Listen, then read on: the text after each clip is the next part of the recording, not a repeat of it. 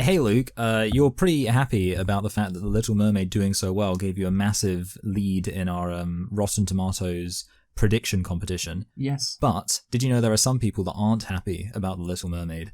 Well, this article says, The Little Mermaid review bombing leads IMDb to issue warning for fans to make their own mind up. So, there we go. Apparently, now that it's a woke movie, fans are supposed to make their own mind up and not go by what the reviews are saying. But when we had that purple-haired woman in The Last Jedi, suddenly all the fans were supposed to stop being bigots and enjoy it. Isn't that crazy?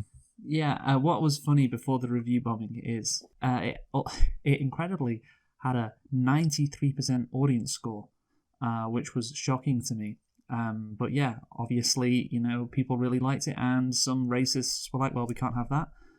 But yeah, I guess this was predictable, and it's kind of crazy it didn't happen earlier. Yes, exactly. 100%. But let's not forget the fact that, honestly, I hate these uninspired, cynical Disney live-action remakes so much that I am honestly happy to be aligned with racism if it means taking them down. And I hope that's not a controversial thing to say. Indeed, you know what? I doubt it would be considered a controversial thing to say. Yeah, no, I totally agree, but I am going to not go with you at all on that. Okay, good. Solidarity.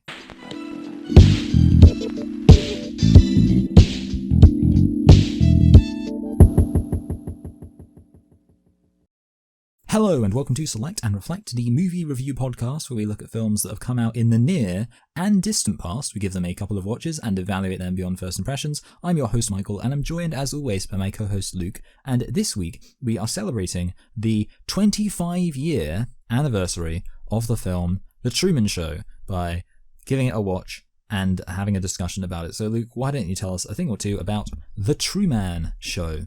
Certainly, Michael. So, The Truman Show is a 1998 American, and this is like the longest, I think, description I've ever seen for a movie. In terms of genre? Yes, exactly, yeah. There's so many genres here. So, it is a satirical, science fiction, I guess that's true, it is science fiction, psychological comedy drama film. So, yeah, quite a lot of genres are covered there. They also could have called it a black comedy in a way. It's kind of got a bit of a black comedy element to it. They could have made it even longer. Yeah, good point. Directed by Peter Weir, written by Andrew Niccol. Yes. Yes, and he originally came up with the idea, which was more of a science fiction thriller, but then it got turned into this with less. I guess that's why there is some science fiction elements to it.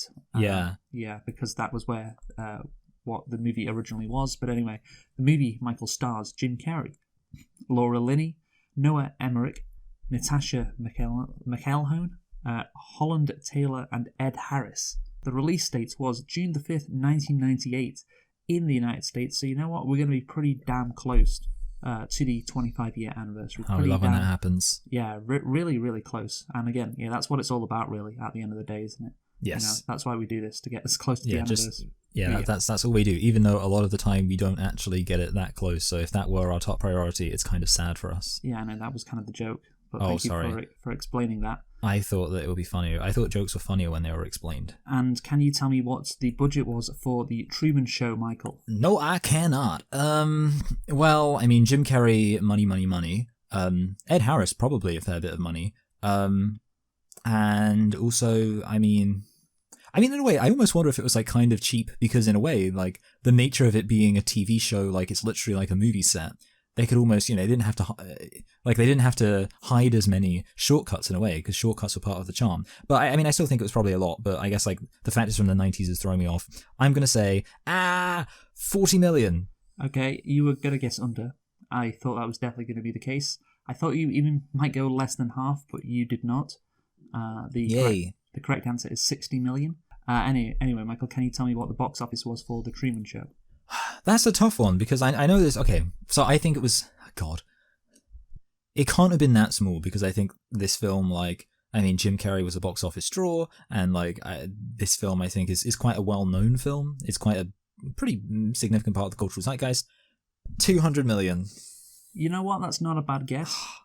It's I like how you care so much. I get so invested. Yeah. So the actual box office was 264 million. Which again is a little bit higher than what you said.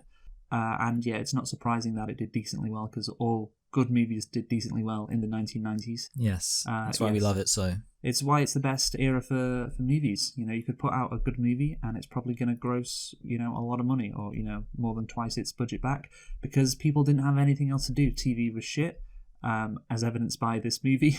TV was shit, The music was all sad and depressing. Well, that's like the thing. Nirvana. You don't spend 2 hours in front of the TV watching music unless it's That's true. MTV. Music's something that you listen, while you go While you're doing places other stuff, yeah. and doing other stuff, or in a bar or whatever. But the thing is, TV back in the day wasn't as good as it is now, and movies were a lot better. Yeah, video games had terrible graphics. Exactly, just less entertainment options. So you had something like The Truman Show, a great movie, come in, and yeah, it's going to gross a lot of money. So, Michael, can you tell me whether you liked The Truman Show? And I hope you did, because of course we're doing it for its 25-year anniversary. I picked it because it was an interesting movie to discuss. So you better have liked it, and you better be enthusiastic about discussing this movie, basically. It is, at a base level, kind of just like a functional, entertaining movie with intrigue. And then, of course, at a more cerebral level, it's also quite thematically interesting. Although I think, I don't know, maybe we'll get into this. I feel like obviously a lot of the thematic stuff is kind of maybe a little bit surface level, simply because the premise is so kind of essentially thematic. Yes. But yeah, well, I guess, I would hope you liked it, seeing as you went on a whole thing about how you wanted me to like it. It'll be very weird if I hated it. Yeah, no, I really think this is a good movie. It's very entertaining, and yeah, I think a lot to talk about regarding this movie. There's a lot of themes. It's crazy because the movie isn't that long. It's barely over an hour and a half. Yeah, barely even feature length. Yeah, but it has such an impact on you. I think watching it, it really does feel longer, but in a good way. It's like, wow, I just sat through a really it's kind of efficient. Yeah, I sat through a really fulfilling movie there. So, Michael, can you tell me whether you have any nitpicks? Because I have two. Okay, I don't have any. So I'd like to hear what your two are. Okay, so my two nitpicks, and to be fair, there are quite a few issues with the premise. I think the premise in general is a good idea. I have a few issues on one of the nitpicks, I guess.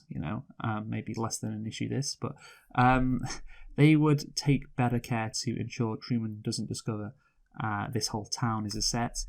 Just having like extras, like there's no reason to have like fake elevators, and having extras just like behind like the wall or whatever. Like there's just no reason for that to be the case. Like have like separate rooms which are locked, which that's where the extras have their lunch or whatever. And there's no reason not to have a functioning elevator, because that's one of the biggest giveaways you can have. Like they spent so much money on this TV show, surely they can have like elevators that work. Anyway, so I mean, for me, I was considering the kind of plot holes of the premise. I was thinking maybe that was a bit more than a nitpick, even though I don't think it's like a massive problem with the film. But yeah, I'll definitely agree that like there are a few moments where there's, I guess, like also maybe an element of inconsistency where sometimes it's like on some levels they have like so much control over everything, but then obviously on some other things, it's like, well, why didn't you cover that?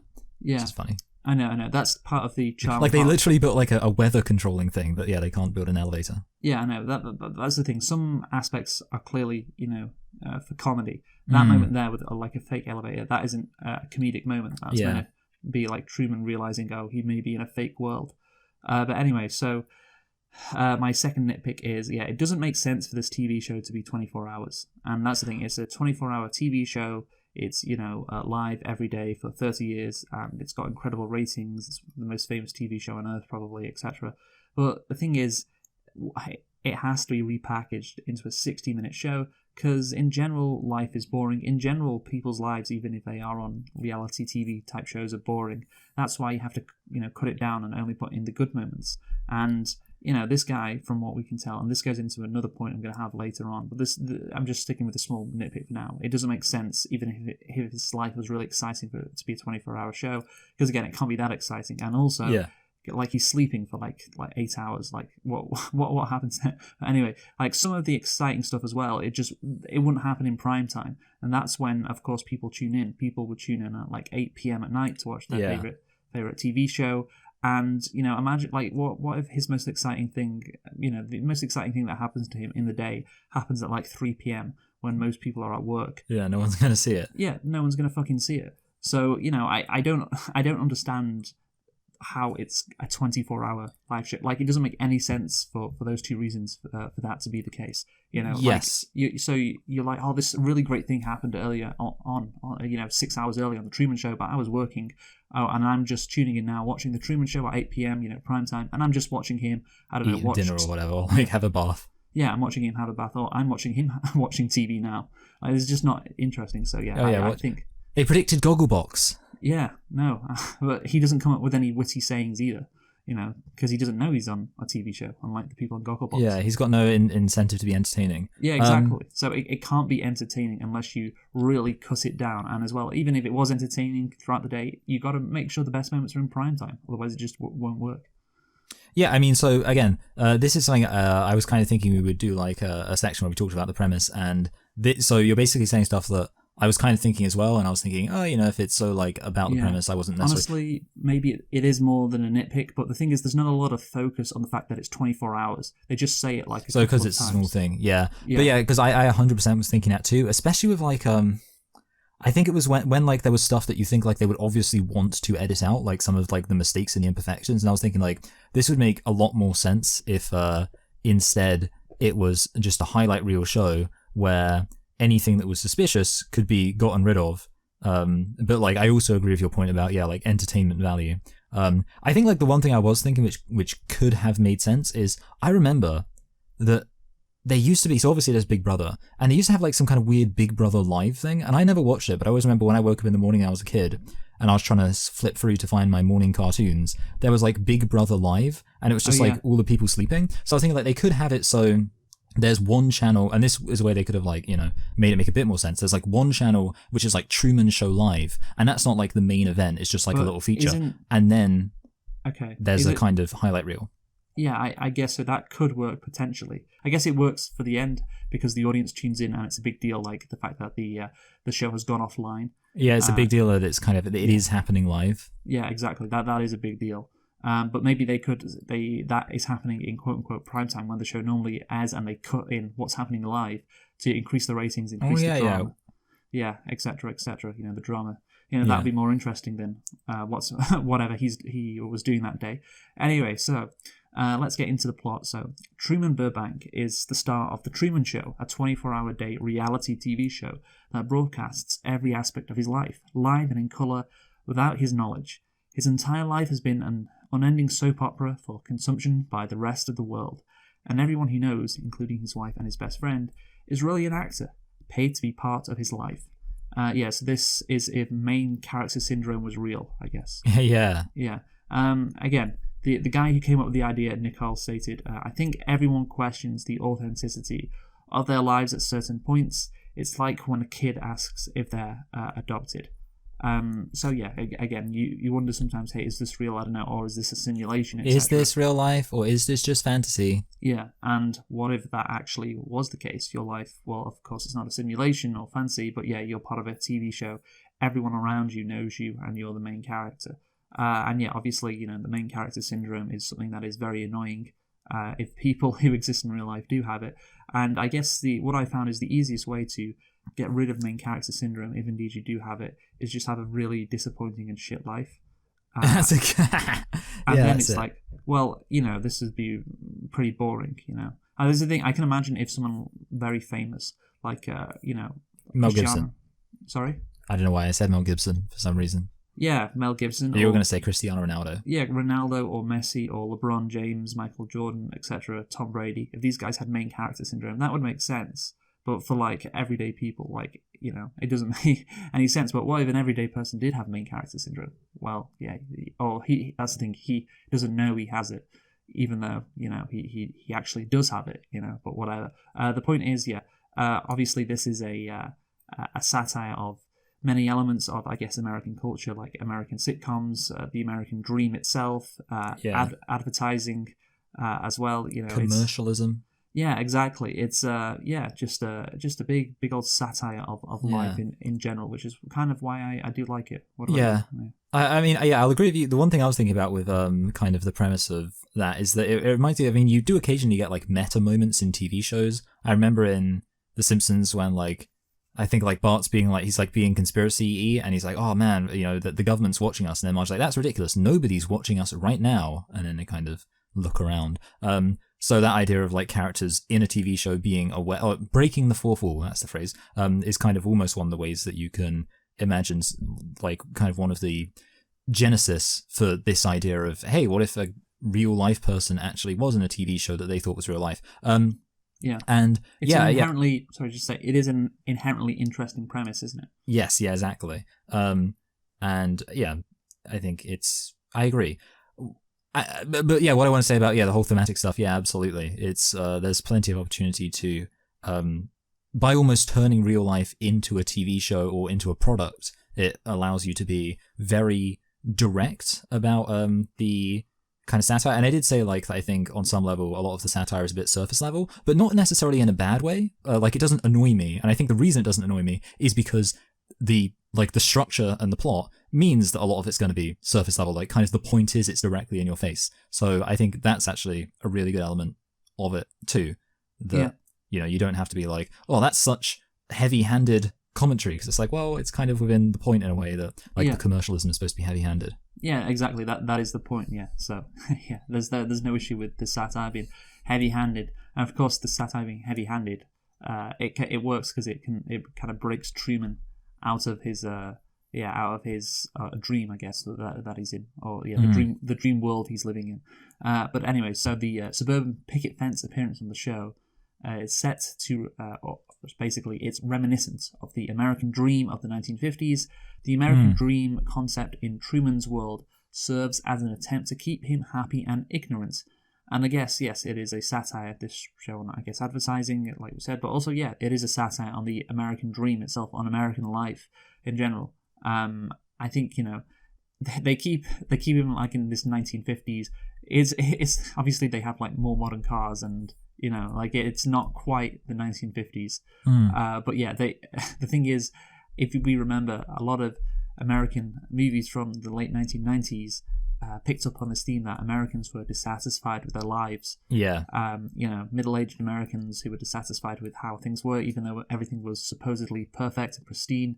And therefore, they wanted to break out of the mundane nature of their lives, and of course, American Beauty deals with that, along with Fight Club, other movies from the 90s. You could, probably list a few. And and that's the thing. Truman literally wants to do that. He literally wants to break out of this world, of this bubble that has been created for him. So again, it's another movie that can join that category of movies that satirizes American life, even though it's from the 1950s, of course. Even though he himself is living in a world that kind of replicates the 1950s. Again, it's there is an aspect applicable to the modern day. Yeah, it was applicable to the 1990s. Yes. Yes. Oh yeah. I definitely agree. Like this film, and I think the weird thing is it doesn't, even though it's a late 90s film, it doesn't get mentioned alongside. I guess it's because it wasn't in 1999, whereas like The Matrix and Fight Club and Office Space and American Beauty all were. And this was Office Space 98 or 99? Maybe it was. Let me look it up. But I think also the thing is, this is literal. He literally wants to break free because he is trapped, rather than him being like psychologically trapped. Yeah. So I guess that's it. This is the more. It's more direct. But that's the thing. It can be used as a metaphor. So I think it can, and it is satirizing American life in general, or this supposedly pristine American life that people in the 1950s lived, that people in the 1990s feel like they want, but maybe they realize they don't actually want it. Again, that's what it's kind of satirizing in some aspects, you could say. I'm going to go that far and say it does. I think it can be put in with those movies. It's a satire of sitcoms in some ways.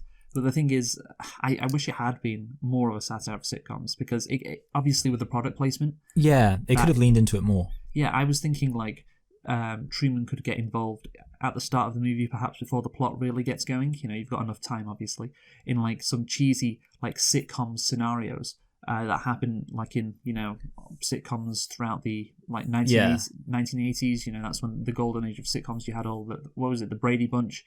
And then, I say the golden age. That's when you had your typical sitcoms before things changed with like Seinfeld and exactly. It was when like the more wholesome kind of sitcoms. Yeah, exactly. More wholesome, more like how the world cheesy. Cheesy, exactly. More like the world that Truman lives in. What was the one with the rapist? Bill Cosby, the Cosby Yeah, Show. the Cosby Show.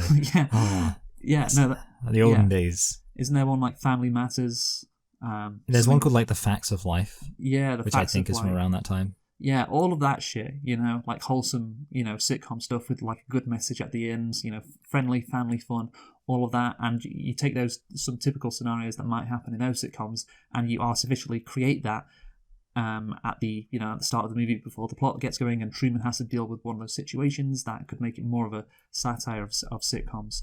To be honest, this film is good because it's got a very good premise, but I would be quite confident saying that I imagine there could have been more done with it in a lot of ways. Like, I think it could have... Is the example I just gave one of the ways it could have been The better? example you gave is one of the ways it could have been better. Yes, definitely. Thank you for repeating me there. Yes, I like to make these affirmations in very clear terms. But yeah, and also I think, even the satire or kind of the thematic stuff probably could have been even more sophisticated. For example, I wouldn't say that the thematic stuff is as deep and sophisticated as like a 10 out of 10 film like, Parasite or, American Psycho, which, arguably, but like the kind of really the creme de la creme of like thematic pieces. I would say in this case, it's more like it's kind of riding on the coattails of the premise, which again is not to knock it massively, but I wouldn't be surprised that there's a lot more that could have been done with this premise in terms of really driving things home. I was thinking about the kind of nerd thing I was thinking about was, Plato's The Cave. You're joking. No. No. The thing is, I was going to mention Plato's The Cave later. Really? Okay. Yeah, I was thinking that as well, by the way, while watching it. But the thing is, I'd already read the Wikipedia bit where it discusses Plato's The Cave. Oh, really? And how it could be a good, allegory for what happens in this movie. Yes, and that really comes into fore at the end of the movie. Yes. Yes. That's kind of what I was thinking. Yeah. Yeah, but we'll get onto that later. But yeah, again, that there is that aspect about it. But yeah, obviously that's one of the themes, and again, there are some interesting themes in this movie. But anyway, so let's get into this movie, The Truman Show. So we start off with I guess the premise, just going through it. So, selected from birth following an unwanted pregnancy, Truman Burbank is the unsuspecting star of The Truman Show, a reality television program filmed 24/7 through thousands of hidden cameras and broadcast worldwide. What's interesting, of course, is his last name is Burbank. I assume you know why that is. No, I feel like I should. It's not an uncommon name, but I just can't think. Yeah, I would like to think that I'll know when you tell me. Well, it's where all the Hollywood studios are based. Oh, yeah.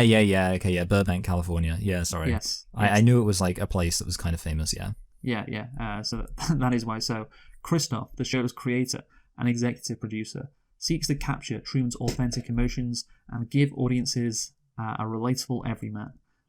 Again, just a typical sitcom kind of premise. Truman has been the star of the show since he was born. I didn't mention in terms of the change in sitcoms in the 90s, like satire or the different directions it took. The Simpsons, of course. Yes. Which of course is animated, but yeah, it's that has to come under that file. Anyway, so Truman has been the star of the show since he was born, and the studio officially adopted him. Again, this probably isn't legal at all. It's probably not legal. I feel like this has to be kind of a bit of an alternate reality. Yeah, but you know what? That is absolutely fine. That I don't care. That's why I didn't put it as a nitpick. It's like it's not legal to do this to someone, like to trick them into thinking they're living in an alternate world. To keep them almost imprisoned. And he put the creator, Christoph, he puts his life in danger. Like he almost kills him. Yeah. Which again is something that that's a crime right there. You can do it to the actors; they know what's going to happen. You can't do it to Truman. But yeah, I think of course the studio adopting him. It's bullshit, but whatever. Who cares? That's what creates this premise. Anyway, so Truman's hometown, Sea Haven Island, again great name, Sea Haven, is set inside an enormous dome populated by crew members and actors who advertise products to Truman and the audience. The main way the show generates any revenue. It's very cynical, this show. It's a very cynical look at TV. Yes. And that is, of course, one of the main points of the of the movie, which, I don't think, I personally don't care about product placement that much, but I guess in the 90s, that was a big scandal. It fed into this idea of like selling out. You know, that idea which existed more in the 1990s than it does today. Like, you know, Yeah, now everyone's a cynic. yeah, you watch your favorite YouTube video and they have like a 2-minute, you know, ad for fucking Surfshark. There was like a YouTube video, I can't think what it was, but basically talking about how like in, I guess, 2012, 2013, the idea, like when the first YouTubers started doing sponsorships, it was like a big scandal. And now it's like the idea that any YouTuber wouldn't do sponsorships who's like remotely successful is ridiculous. Okay, let's say watching an 8-minute video on the Qing dynasty, like 2 minutes is an ad for fucking Surfshark, and that's just like normal, and you know it's to be expected, and yeah, so the fact that people were so mad back in the 1990s with product placement, yeah, just doesn't really compute for with today's, I guess, audiences or at least our generation. I guess. Yeah. No, yeah, exactly. And also, I mean, to be honest, I've always thought that in a way, like the people who get really bothered about advertising, I kind of just view them to be sort of weak-willed, because it's like, I like to think to myself, I don't mind advertising, because at the end of the day, it means I get to watch the content for free, and I'm not going to buy any of this stuff because I'm strong-willed. And when the people are like, they really hate advertising, I'm like, why? Are you worried it's going to work? You coward? Yeah, I mean, that's the thing. Thank God people are weak-willed, otherwise, like, fucking TV shows wouldn't exist. Yeah, or we'd have to spend money on them. Ugh. Yeah, yeah, have to be funded by the government, wouldn't it? But yeah, it's all funded by advertising. So yeah, I think obviously what is key is this elaborate set allows Christoph to obviously control Truman's life, including the weather, of course. Yes. And yeah, it's just a very interesting premise. And yeah, I love right at the start when he's shoved in front of the advertising board, or his friends his friends they're hitting golf balls on a bridge, and his friends turns to him and says, "Now that's a beer." Yes, I remember that. Yeah, I thought that was like I really like that one. Yeah, it's not. I think it is quite heavy-handed, but not so heavy-handed. Yeah, I think that line was one of the more subtle ones. Yeah. I think like it doesn't like it's kind of it is weird because it's almost it feels like it isn't completely rubbing your face in it. Like it's kind of a funny thing to notice, and yet at the same time it's also obvious. But I guess like it's one of those situations where it feels subtle because it's the kind of thing that is subtly done in like unironically in media. Yes, and also I think in general, if we were just to put a cap on the premise, his life is literally reality TV. Yes. Like that's what it is. You know, sometimes you have a lot of things, a lot of shows that are classified as reality TV. It's like, I'm a celebrity, get me out of here. That's reality TV, I guess. But it's not really reality because you don't often, you know, spend time with like 20 strangers or whatever in like the Australian outback. Or it's not even sort of the Australian jungle, for instance. Like that does not happen. This is reality. This is, of course, it's a slightly skewed version of reality compared to the 1990s. If this is indeed set in the 90s, which I think it is, it's of course people don't live like they live in Sea Haven, but you know it's a lot closer than say fucking Big Brother, for instance. So yeah, it's literally reality TV, and of course it was the premise in general, it is quite prescient, Michael. Wouldn't you say? So I suppose within that context, you're talking about kind of like vlogging. And things like that, because I mean, obviously, no. I was just talking about reality TV in general. Okay, I mean, after this, so do you want me to go into that? Okay, yeah. So maybe that's something I didn't fully appreciate. I suppose you're kind of right, but yeah, I guess so. I suppose reality TV. Yeah. Okay. Yeah. Tell me about that. Okay. So in 2008, Popular Mechanics named The Truman Show one of the 10 most prophetic science fiction films. Journalist Eric Soffage, what a weird surname, argued that the story reflects the falseness of reality television. Truman simply lives, and the show's popularity is its straightforward voyeurism. And like Big Brother, Survivor, and every other reality show on the air, none of his environment is actually real. Well, yes, of course. He deemed it an eerie coincidence that Big Brother made its debut a year after the film's release. It's not that eerie if it's a year after. If it was the same year, I'd be like, oh yes, good point. But a year after, okay, fine. It's kind of eerie, shall we say? Anyway, in terms of the evolution of television in general, we see. I guess it's the next reality TV. You know, I'm sure this point has been made before. It's just the next step. Like you are invested in these fake characters on TV, in these sitcoms or dramas in general that you watch every week. Well, why not? Why wouldn't you be invested in like the real thing? That's what people care about. Again, that voyeurism. If they can get it from sitcoms, well, they would surely get more from reality TV, which is why shows like Big Brother were so popular, for instance. Yeah, definitely. I mean, like, because obviously, if it, like, a lot of the kind of premises for reality TV, if they weren't reality TV, no one would care about them. Like, Yes. if Big Brother is just like about made up people living in a house, I suppose you could say that's what Friends is. But I guess like the difference there is that obviously with Friends you have to have scripted, interesting kind of out there events happen, whereas with Big Brother it's literally just them interacting most of the time. Good point as well. That's a good point. It is lazier as well. Yes. Yes, it is easier to produce. You don't need a team of writers. I guess sometimes, with the Gogglebox, perhaps the line is blurred a bit, but yeah. I think, but back to this movie, it's a great idea to satirize, I guess, reality TV before reality TV existed. But yeah, here's my issue though, Michael. In general, this is one of the issues I have with this movie, and it kind of ties in with the 24-hour thing. It's on for 24 hours a day, and it's all, they get all their revenue from product placement and everything.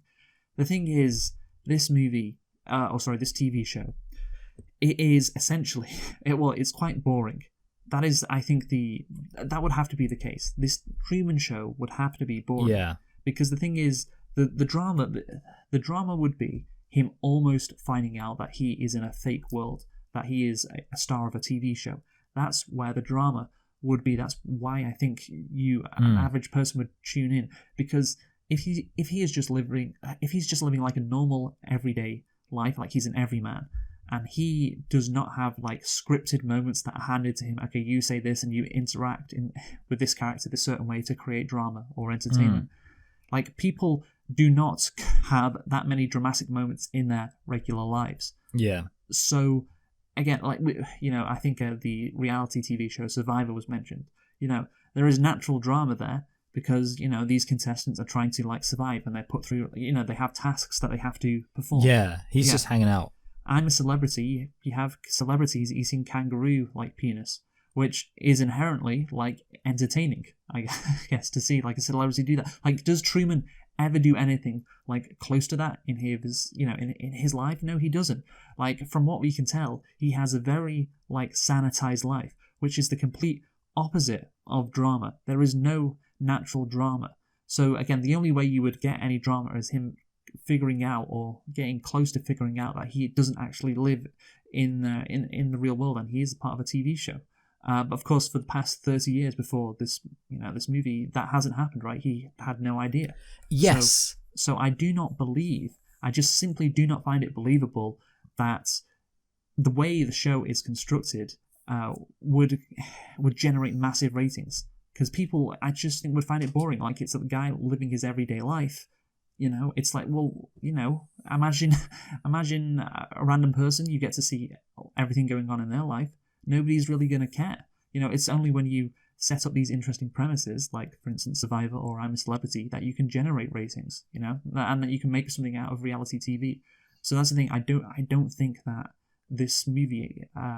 it would have been popular for a while, but like after 30 years, people just wouldn't care. Yeah, exactly. And that's why, again, you need to condense things. That goes to my argument. You definitely need to condense things. But yeah, like an average day for Truman, he gets up, he goes to work, then he comes home. Like, the movie makes a point of him living a sanitized life. That's to keep him like in this world. That's the point. That would make it very boring. Exactly. So that would make it boring. So again, it's kind of a paradox, really, for the show's creator. A catch-22. Yeah, it's like, okay, we need to make the show exciting, otherwise people won't watch. But if we make it exciting, he might figure out, wait, there's something going on here. Why are these crazy things happening to me? And he may want to leave Sea Haven if every single fucking week something crazy happens to him. Yes. You're kind of touching on 2 points that are both related to that. The first one being like the fact that the drama comes from the idea of him finding out, which is a very interesting dimension to it, that like that's how we're shown people interacting with the show for a significant part. And it's kind of like, again, that creates a question as to, so what was the appeal of the show apart from that? But also, there wasn't any appeal. That's the only answer. Yeah. It also is very weird that like several different things happen that threaten it in quick succession that have nothing to do with each other. I can't think how many it is, because I guess like a lot of it happens after he becomes suspicious, but at least you have the guy who's the extra showing up, and the radio thing happening, and both of those things weren't caused by him being suspicious. After he becomes suspicious, you could say, well, the screw up with the elevator wouldn't have happened if he hadn't been trying to game the system and stuff. But I thought that was interesting because it's kind of like, you'd almost think surely stuff like this happens all the time if it happens this frequently in just the time we see it. Yes. Which is another weird element of it. No, it is a rather incredible coincidence, yes, that two things that basically break his fourth wall, I guess, happen like instantaneously. Yes. Like back to back. The other thing I was wondering is, and this would have made the movie very different, but it's like an interesting thought, and it would affect a few of the things that you're mentioning. Like, what if this film, basically gave Truman a much smaller view of the world? Because it's kind of like interesting that in this completely artificial reality, they still choose to give him an accurate picture of the world. Like, he still has, for example, a world map, so he knows the full extent of the world. And I was thinking, like, it could have been interesting if instead, and also maybe more logical. So That's one, a good it would have been more point, logical why he's stuck there, because he would maybe be being lied about the outside world. Two, it would have made it more logical why people would enjoy the show, because then there's an extra layer of intrigue of like, oh look, it's an artificial reality that he lives in, so in some way it could have been more interesting. And of course, three, it might have made the film a bit more thematically interesting if he lived in a completely artificial world. But yeah, it would have dramatically changed the film. But yeah, it would do that, yes, but I think that would be more realistic, and yeah, I don't think it would compromise on the film being good. Because here's the thing, like, I had it, because there's a road to get off this island, there's this bridge, and I had assumed that the reason why he's never left is because you need to take a ferry, so that makes sense, he's got a fear of drowning, etc. But no, there's an actual road. Yeah, so again, like, they didn't have to make that, they didn't have to include that. Yeah, exactly. But whatever. So to prevent Truman from discovering the truth, Christoph orchestrates scenarios that neutralize his desire for exploration, such as the death of his father in a sea storm, to instill thalassophobia, the fear of large bodies of water. Well, they are lucky that he caught that from. Again, it's like it's. Yeah, that wasn't a guarantee. It was not a guarantee, no, but they sure nailed it then. And by the way, that's not as bad as phallosophobia, which is a fear of large something else. Great, that's a funny joke. Right, and constantly broadcast messages about the danger of travelling and the virtues of staying home. Yeah, again, that's funny. Yeah. I liked when he was in the travel agent and they had like the plane crashing. It's like, this could be you. Yeah, again, that's very good. Yes, that's very funny. But yeah, again, the fear of large bodies of water, because his dad dies, and of course we know it's fake. That's kind of like darkly comedic, I guess. Again, like, I just think, like, no, if that actually happened, like, again, it's meant to be a satire on, I guess it is meant to be a satire on reality TV, and maybe perhaps because, like, the idea is the audiences would kind of accept it. The audiences would be like, oh yeah, let's put this guy through this torture of seeing his dad drown, and we'll just sit and watch. It's also just generically, I guess, dystopian about the power of corporations. Obviously, you have that line about this is the first person ever adopted by a corporation. Which I think also, I mean, this guy, what's his name? Nichols? Yeah. He also made Gattaca, which is about, like... I've seen Gattaca. Yeah, corporations, like, using people with, different genetic codes, like genetic improvements. So I think he probably... I don't know what other films he's done, but I imagine he leans into that kind of corporate, dystopian corporatocracy.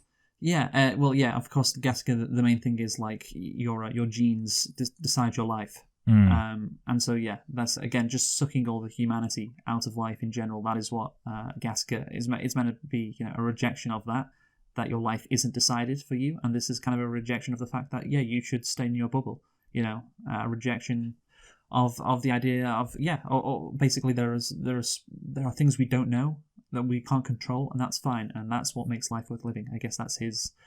That would be this guy Nichols' main mantra from those two movies. The conflict is, of course, that Truman, basically, he wants to explore the world, and that is what I thought going into this movie. That'll be the case. He'll want to get out, and he'll want to see the world, and that's where the movie happens, that's where the drama happens, etc. in the movie. It's fun to see how they keep him trapped. Again, this is where the comedy comes in, and it's really fun. They make good use of the premise. Obviously, during his college years, Truman is written to fall in love with Meryl, but instead falls for Sylvia, who is an extra instead. again, that's a great idea. That's a great idea to how to create a fun scenario with this premise. Well, there you go. Oh no, you fell in love with the wrong girl. You know, that's the extra. She doesn't have any speaking lines. Yes, I like that. Yeah, and Sylvia, of course, is removed from the show before she can tell Truman the truth. And yeah, basically, you have this premise, and you know, it's just really fun. And of course, I imagine, of course, behind the scenes, you know, the actress that gets to marry Truman is a very high-profile actress. She and her agent will be very angry if Truman doesn't fall in love with her. Yes, I was thinking that. As that is, you know, her role on the show. And like this extra, no, she can't do it yet again. It's just a very fun scenario. And I guess she could have had those scenes with the agent, you know, getting on the phone to the creator saying, hey, like, why is Truman going after Sylvia and not Meryl? Like, what's going on here?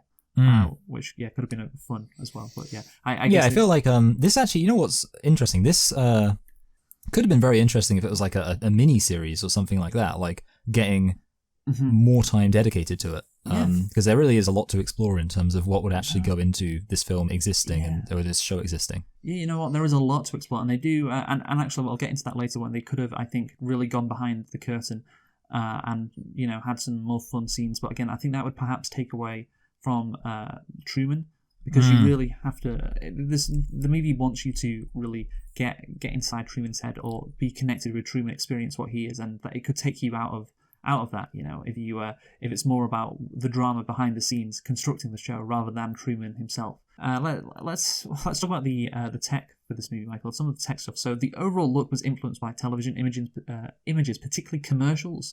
Many shots have characters leaning into the lens with their eyes wide open, and the interior scenes are heavily lit because we're wanting to remind viewers in this world everything was for sale. Against very Gen X cynicism there. Like, hey, everything's for sale, man. And that's what like TV is nowadays. Hey, dude. Yeah, but that's the thing. I like the fact that everything is well lit. Like when they're on the fucking bridge, him and his friend.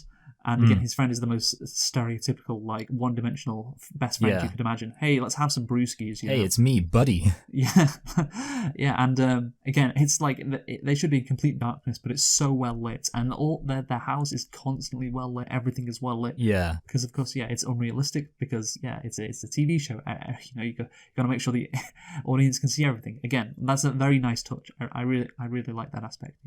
Yeah. Yeah. I like that aspect. And again, I mean, also it's kind of funny because, like, I don't know, because obviously the fact they're actually literally making a film, I guess it kind of made it a little bit easier for them. Because I know, like, sometimes, you know, it could be a criticism if a film has, like, obviously artificial lighting when it's supposed to be at night. But in this film, they didn't have to worry about that. They weren't like, oh man, how are we going to light the scene so it looks kind of realistic? I was like, no, we don't need to worry about that. Yeah, no, that is a good point. Yeah, no worries there.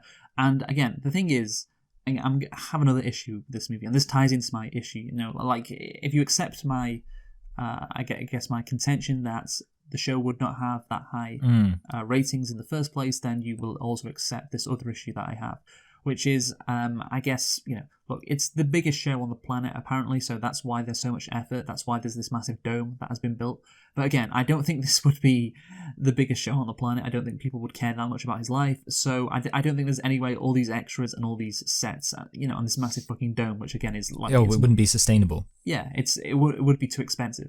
And I guess, the dome is stupid. But yeah, it's just like far too expensive. Like, again, I was thinking, you know, this would just be like an island off the coast, you know, of like California, for instance. Yeah, when they revealed the full scope, I was kind of like, with this massive dome, I was like, okay, that's kind of ridiculous. Like, it is kind of meant to be a bit ridiculous, and it plays into the themes of like the creator being the god, and like this guy is literally in Plato's cave, you know, like it's a dome, it's a cave, whatever, that makes more sense, like if you want to construct this metaphor. But yeah, it is, I just can't imagine, like, you could make it more realistic, but then it'd be less comedic perhaps, and it'd take away from again this metaphor. So yeah, I don't know. It's kind of an issue there, but whatever. Yeah. So Truman begins to notice unusual occurrences around him, such as a spotlight falling from the sky, a radio channel precisely describing his movements, and the reappearance of his father, who was rushed away by crew members before Truman can confront him. That's the thing. Right at the start, that spotlight falling from the sky,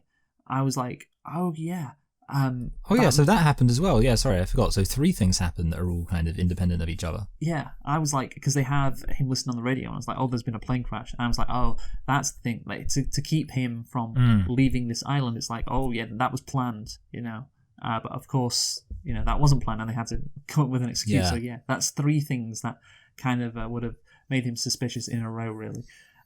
So Truman begins. Yeah, you know what I want to see? I want to see like the years before this movie and all the stuff that was going on that would have made it obvious he was in a reality TV show that he just ignored. Because there's got to have been like, if stuff like this was happening this regularly. I think a glitch in the Matrix is what we is the term in real life that describes when we see things that don't really make sense. And so, yeah, if he was experiencing those kind of things, that would work. And Truman, of course, begins questioning his life and realizes that the city revolves around him. Again, this is what would happen in the movie. He notices things that are happening that are weird. And yeah, it is such an interesting premise, of course, but I think this is the only real direction to take the movie. Again, I'm not criticizing it for doing that. Yeah. It was just kind of like, oh yeah, this is the way it's going to go. He's going to be like, wait, something just doesn't add up here. And he becomes more suspicious. And again, the fun comes from the cast trying to find creative ways to keep him from realizing he is the star of the show. I love how his wife and his mother are showing him old photos of when he was a kid, and yeah, showing that you've already explored everything, Truman. Yeah, you've already been to Mount Rushmore, even though he slept the whole ride there. Yes, even though it looks very small, and yeah, also showing him old photos to make him feel nostalgic. What was interesting is there's this photo of him with his wife, and his wife is crossing her fingers. Yeah. I was like, wait, is that basically her being like, oh yeah, I'm not actually in love with him? Yeah, or I guess like so I don't know if it was supposed to be the wedding itself, and she was crossing her fingers for the wedding, like the but to be like, I'm not actually marrying him. Yeah, is that where the crossing your fingers comes from?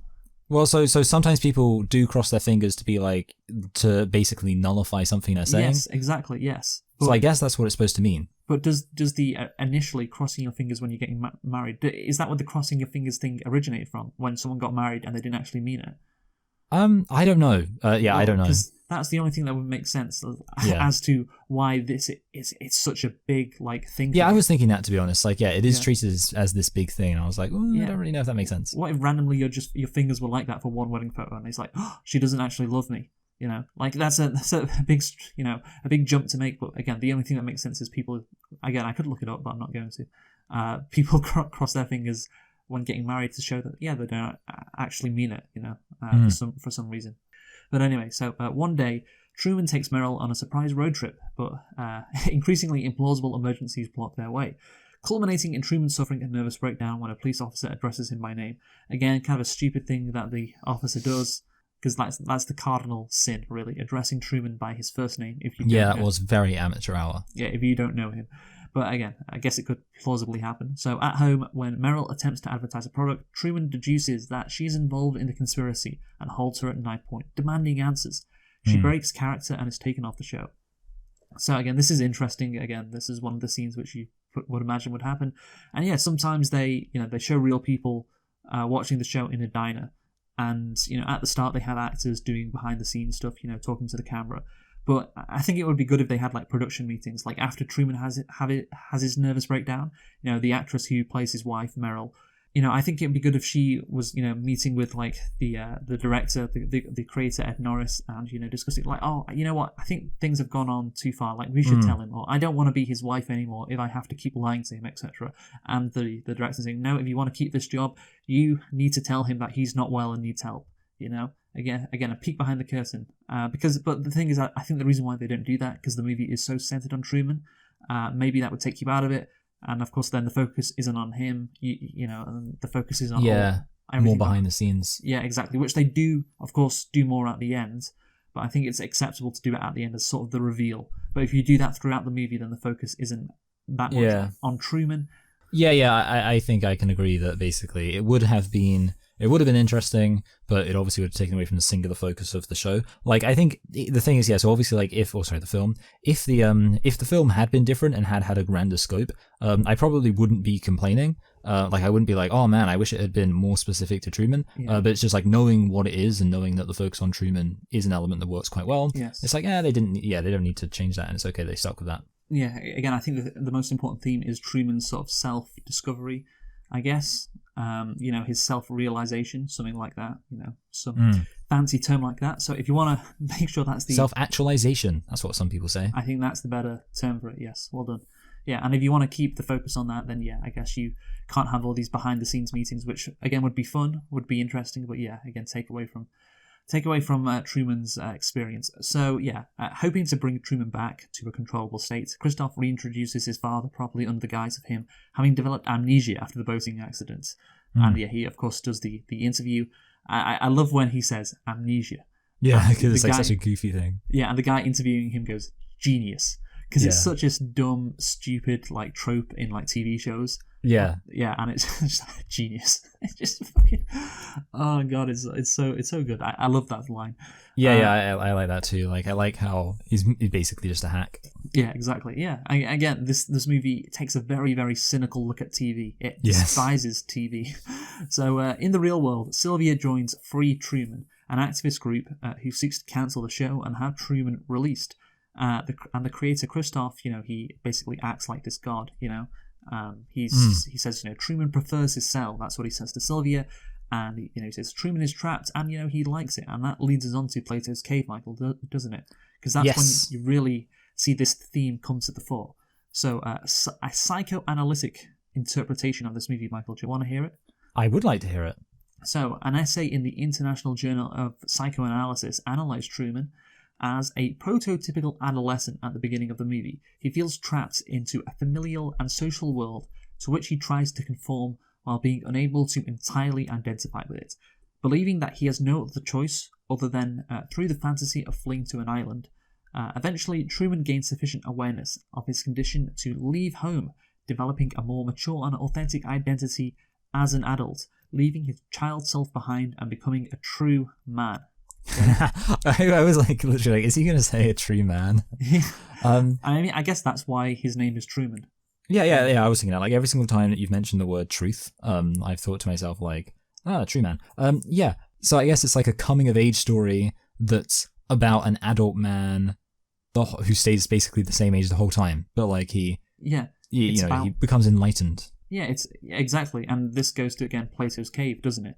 Because again, like the idea with Plato's cave, from what I can remember from first year, what was it like? I think it was political thought. Like it was like intro to political thought. Introduction to political thought. Yeah, and about Aristotle and believes everything should be in moderation. Yeah. And Plato's big idea is hey, you're trapped in a cave and you want to get out. And he also had some ideas about democracy. Plato. Yeah, which he didn't he hate democracy? Wasn't that the idea? Yeah, he hated democracy because people voted to kill his best friend. Well, that's no excuse. Yeah, to be fair, I would do that as well. Yeah, it's true. Yeah, I'd hate democracy. But anyway, so for the 2022 Cannes Film Festival, its official poster pays homage to the movie, stating the Truman Show is a modern reflection of Plato's cave, and the decisive scene urges viewers to not only experience the border between reality and its representation, but to ponder the power of fiction, between manipulation and catharsis. So the pivotal scene, is that referring to the scene where he's like at the threshold of the dome? Yes, which we're going to get to in a bit, but yes. I do agree. Because my memory is that like the one thing about the cave that's something to do with like there's shadows, like they're looking at shadows on the wall, and they're so committed to believing the shadows on the wall are real that they don't want to go outside and see the world for how it actually is. Yeah, it's like I once said to Dylan, because Dylan of course loves Coronation Street and Emmerdale. Yes, and my contention is that those are shitty hacky TV shows. Yes, and he should not watch those because they're awful TV. And he should instead watch something like Breaking Bad, which is which he hasn't seen, of course. If you've seen our latest episode, yes, exactly, yes. Off the Pope is Gay, you'll know that. But the thing is, like with fucking Dylan, I said to him, like, hey, you're watching all these shitty shows. Like, there's so. I guess I'm just talking about TV in general, or like entertainment. But there's so many better TV shows you could watch. You're stuck in Plato's cave.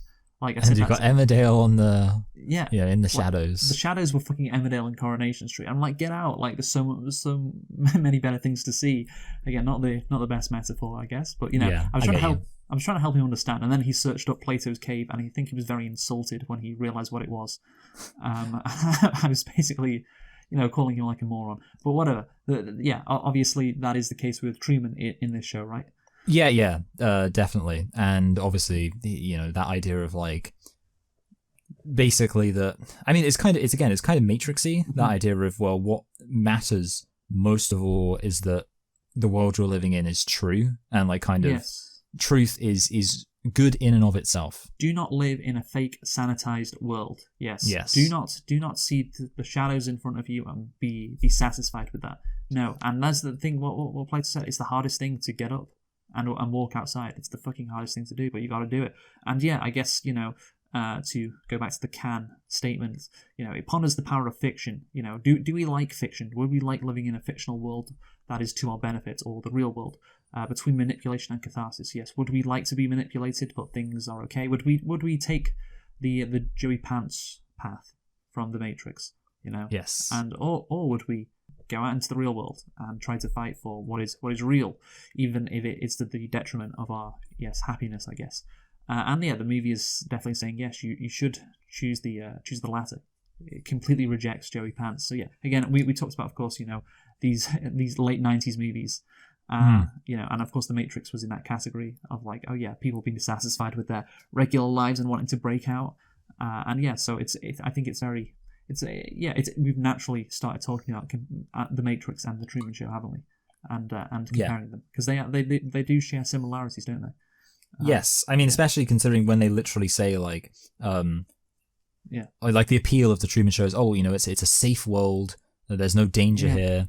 Which obviously is similar to how in the Matrix things, like, hey, the Matrix can give you the reality that you want. Yeah.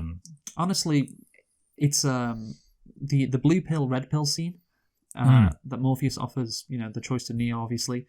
That is a very similar scene to when Christoph says to says to Truman, hey, you can leave, but you should stay. And I guess the difference is, it's from, imagine if that scene in the Matrix, the person wanted Neo to take the blue pill, and that is the so he's basically evil Morpheus. Yeah, he is. He's evil Morpheus, and of course the blue pill, well, that would mean staying in this blue world with the blue dome and the dabba dee dabba die. and the ocean, which is of course blue. So yeah, no, it works. The similarities are endless, really. But yeah, so the show of course regains its ratings with his dad back, and Truman seems to return to his routines, but of course he disappears through a makeshift tunnel, and Christoph temporarily suspends the broadcast for the first time in its history, and record numbers tune in. So this is what I'm saying, by the way. Like, this enhances my point. People wouldn't care unless Truman was close to realizing the truth about the world he's living in. Or so that that's one way that the rating would go up. Or another way is having these dramatic moments, like seeing his dad for the first time in 22 years. Of course, that would cause a rating spike, but why would people tune in otherwise? I like how they basically have to be forced into doing something interesting. Yes, exactly. Yes, like those two things cause spikes in the show. And I'm like, well, how would you get ratings otherwise? And that's the thing, they're forced into doing these interesting things. And you know what? Like, the show is better for it. So... Yeah, you know what, actually, I'm just thinking about? The, the Simpsons episode where their house gets destroyed, so they have to live in a Victorian mansion? Or no, just a regular Victorian house, and they have to live as if it's like the 1800s?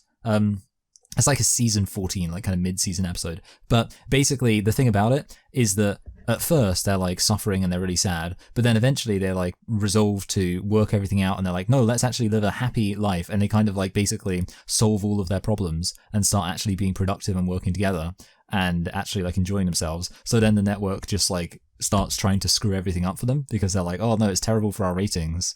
If like they're just getting along and there's no conflict. Yeah, exactly. Drama and conflict are necessary. And again, that was my point. And the fact that the ratings spike when these two big events happen, the dad coming back, okay, and Truman figuring out like, oh, he's disappeared. Oh, yeah, okay, goes to my point, but whatever. Truman looks around and discovers a staircase leading to an exit door.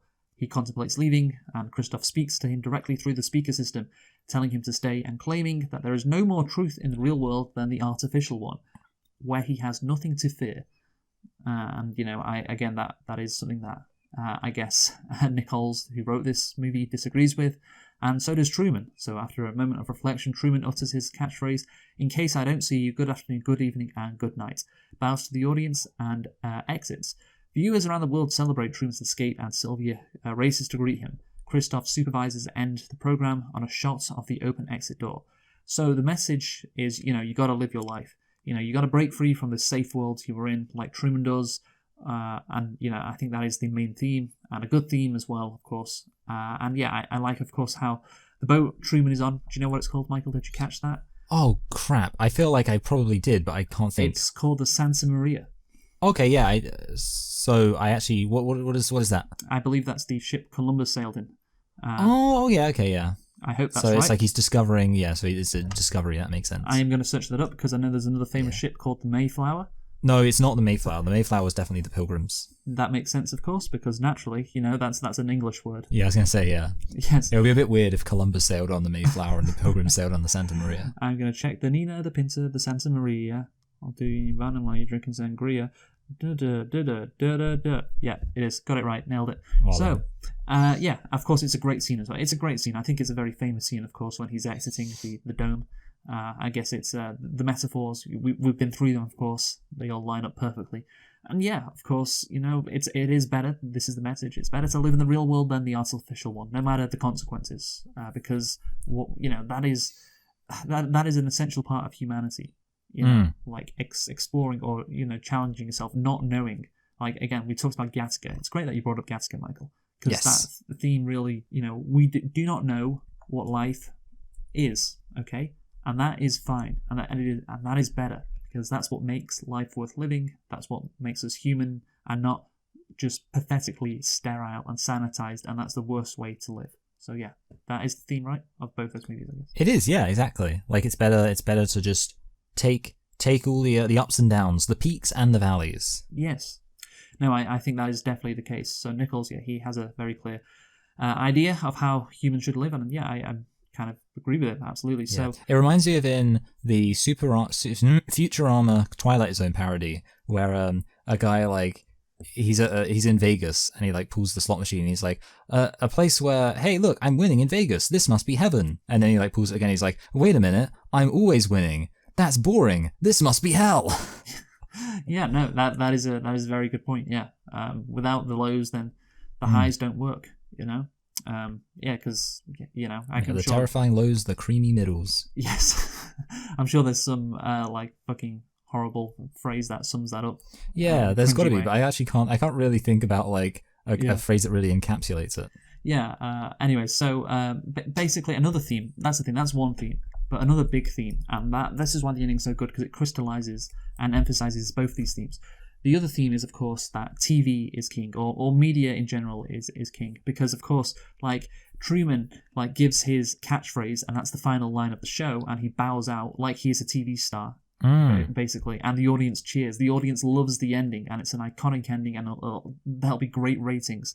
And that's the thing. You out of this incredible moment, what is created is TV drama. Like we talked about before, this movie satirizes reality TV because it takes genuine human pain, like him losing his dad, and makes it entertaining for the audience. Here, this guy has just escaped, and it's an incredible moment in his life. He's become self-actualized, as you said before, and it's just, it's the same thing. It's just made for entertainment. Yes, the TV always wins. He gives a star's exit. And I think Ronald Bishop, he did this paper in the Journal of Communication Inquiry, very interesting journal, of course, and he suggests the Truman Show showcased the power of the media. Truman's life inspires audiences around the world, meaning their lives are controlled by his. And also, Bishop commented, in the end, the power of the media is affirmed rather than challenged. In the spirit of Antonio Gramsci's concept of hegemony, these films and television programs co-opt our enchantment and disenchantment with the media and sell it back to us. And that is so true. That's the thing. Like, you may think like Truman, leaving this TV show is a rejection of TV. He's like, tossing his middle finger up to them. But like he gives like a star's exit, and then goes. And again, Bishop is absolutely correct. It affirms the power of the media rather than like rejecting it. And that's the thing. This movie, it's also very hopeful about, yes, humans should choose this enlightened path, get out of the cave, experience life, not live in this sterile world. But it's also very cynical with its ending. It's like, yes, the power of the media, it's a god in our lives. Where, the fucking creator at the end, Christoph, where is he based, Michael? He's based in the clouds, isn't he? He's like where God would be, Exactly. No, I mean that point, it reminds me of, there's a really good think piece about the movie The Lorax, because at the end, you've mentioned this before. Have I? Well, yeah. So basically, the point is, so to summarize it, basically, trees in the Lorax are presented as like the only thing that's real, because it's like nature, and nature is real, and everything else in the world of the Lorax is fake. And then at the end of the movie, they plant a tree again, and they plant it like in the center of the town, and they all kind of like like use it as a symbol. And the point is that in a cheap commodity culture, even authenticity itself becomes commodified. Yes. And like that is kind of something like that you can't really escape. Like once you start saying, oh no, we're going to just commodify things and reduce things to kind of superficial indicators of stuff, even authenticity becomes a superficial kind of label. Yeah. Everything is for entertainment. And I think, nowadays that is probably more true more than ever, Obviously TV nowadays isn't king, like there's many other forms of entertainment, but that is, the case. Yeah, I think that, the movie hammers home that point with the last line, those two fat guys watching the Truman Show. It's like, oh, what else is on? And they flick over. It's like, oh, what an incredible moment for Truman.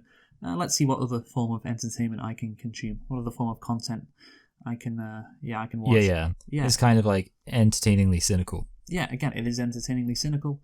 But I think it is also true. So yeah, it's a very cynical movie in some aspects too. But that's why it's a fucking great movie. So let's conclude, Michael. You go first. Yes. So like we kind of already said, it's a very cynical. But at the same time, I mean, it's just a basic entertaining movie. I do remain resolute that it's probably not as kind of sophisticated in its themes as a lot of other movies that I really enjoy. I think this is more like a movie that's like an interesting idea that then, it's kind of like the themes write themselves, basically. And that's not a bad thing. And in a way, it makes the film a little more, a little easier to watch than some other kind of more densely thematic films. And I think you're being a bit harsh there, to be honest, that the themes write themselves. I do think the themes, you get to a place where, the themes are, you may think, oh, they're obvious, like we talk, that it's not hard to, to see, how to get there from the premise. But this movie could have been done without those themes. Yeah, that is true. Yeah, actually, yeah. So yeah, maybe it's a bit uncharitable to say themes for themselves. But overall, the film is very entertaining, and just in terms of intrigue, in terms of commentary and what it has to say, in terms of characterization, I think I'm going to give it a low 8. Okay. That's what I think it is good. I'm more enthusiastic about this movie than you, because I'm going to give it a 9 out of 10. I think there are a couple of, again, issues which kind of drag it down a bit. That could be fixed again. Maybe there's this narrative, the show is failing, so we need to, get people interested in it again, and they're brainstorming behind the scenes, and naturally they stumble upon this exciting, storyline, even though they kind of want to kill it, with Truman almost discovering what's happening. Maybe that, but yeah, it just like some aspects don't seem believable. But yeah, I enjoy, of course, the messages, and I think they're really solid, and I think they are produced really well, the themes, and you absolutely get what the message is. And yeah, I think it is at the same time cynical and at the same time hopeful, and those are two things I kind of agree with. Because I am kind of cynical about entertainment and its grip on everything. It's not good. That's the case in our society, but also it's hopeful about humans will, and it was the same with Gattaca. It's like humans hopefully will choose the right path in the end, and not descend into this sterile world which they created, and will break free from that, which I guess is the thing with Gattaca. I'm going to give this a 9 out of 10, Michael. And we don't unfortunately have enough reviews him for Spider-Man No Way Home. Sorry, not Spider-Man, No Way Home, Across the Spider-Verse. Yeah. To make a determination on what it's going to get on Rotten Tomatoes. So yeah, just tell us what we're doing in a couple of weeks' time. And next week we're doing an obscure little movie called Jurassic Park. Yeah, another great movie, man. The 90s. Yeah. Also, of course, features the line, with this, I wanted to show them something that wasn't an illusion. Something that was real. Beautiful. And we can maybe talk about that. Yes. Next time. Although I don't think it's as thematically significant. Well, I mean, I suppose, actually, I think authenticity does have a fair... actually, Jurassic Park, now I'm thinking about it, it's a bloody thematic movie, isn't it? Like, they've got that whole scene where they're discussing everything. Oh, looks like we've got another thematic blockbuster. The 90s, eh? Another densely thematic movie to go through. That was a blockbuster in the 90s that made a lot of money. God, those were the fucking days. Anyway, join us for Jurassic Park next week. Have you been Michael? I've been Michael. I've been Luke. Thanks for listening and goodbye. Goodbye.